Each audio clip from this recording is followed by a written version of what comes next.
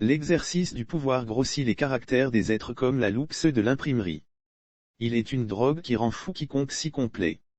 Aveuglés par les phares de la renommée, les chenilles dévouées ont au fait de se métamorphoser en vaniteux papillons. Jacques Attali, en 2005, le fils du père a fait effraction dans la vie des Togolais dans le sang, les pleurs et la désolation et s'y impose depuis lors en instaurant une dynastisation de la République.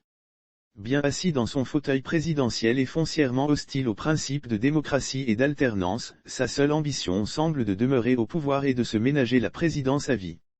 Son régime est aujourd'hui une curiosité sur le continent qui rame à contre-courant du vaste mouvement démocratique. En 2015, Faure avait fait tomber les masques devant le monde entier, lors du sommet de la Communauté économique des États indépendants de l'Afrique de l'Ouest à Accra, en s'opposant de toutes ses forces à la volonté de la Commission de la Communauté économique des États indépendants de l'Afrique de l'Ouest d'imposer l'alternance démocratique dans les 15 États membres. Il était soutenu dans sa démarche par l'autre calamité démocratique, la Gambie de Yahya Jammeh.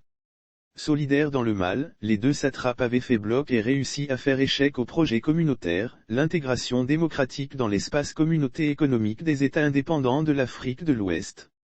Un acte qui avait terni à l'époque l'image de ce syndicat vieillot en complet déphasage avec les aspirations des peuples dont elle est supposée construire le développement et le bien-être. Entre-temps, le despote Yahya Jammeh a été défait par les urnes et contraint à céder le pouvoir. Pendant longtemps, Faure Gnassingbé demeurera le seul chef d'État à violer allègrement les dispositions pertinentes du protocole de la Communauté économique des États indépendants de l'Afrique de l'Ouest sur la démocratie et la bonne gouvernance, en multipliant les mandats présidentiels. Il sera rejoint en 2020 par ses compères Alassane Dramane Ouattara et Alpha Condé pour former le « club du troisième mandat ».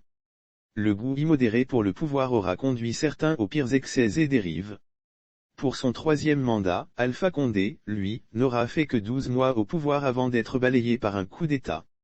C'est l'attelage Faure Gnassingbé Alassane Ouattara qui incarne désormais le syndrome du troisième mandat. Mais un troisième larron aurait fait son entrée dans le club, Macky Sall. C'est ce que croit savoir le confrère, l'Alternative.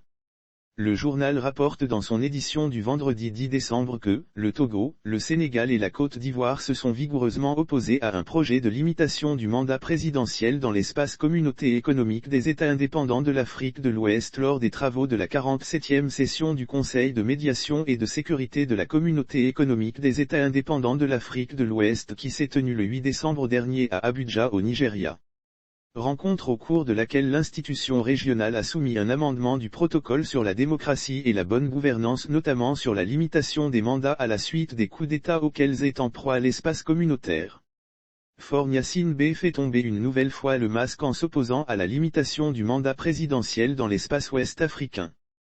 C'est d'autant plus curieux, qu'en 2019, les députés Godillot avaient adopté une révision de la Constitution en limitant le mandat présidentiel à 2, après avoir remis le compteur à 0 au profit de Faure Gnassingbé.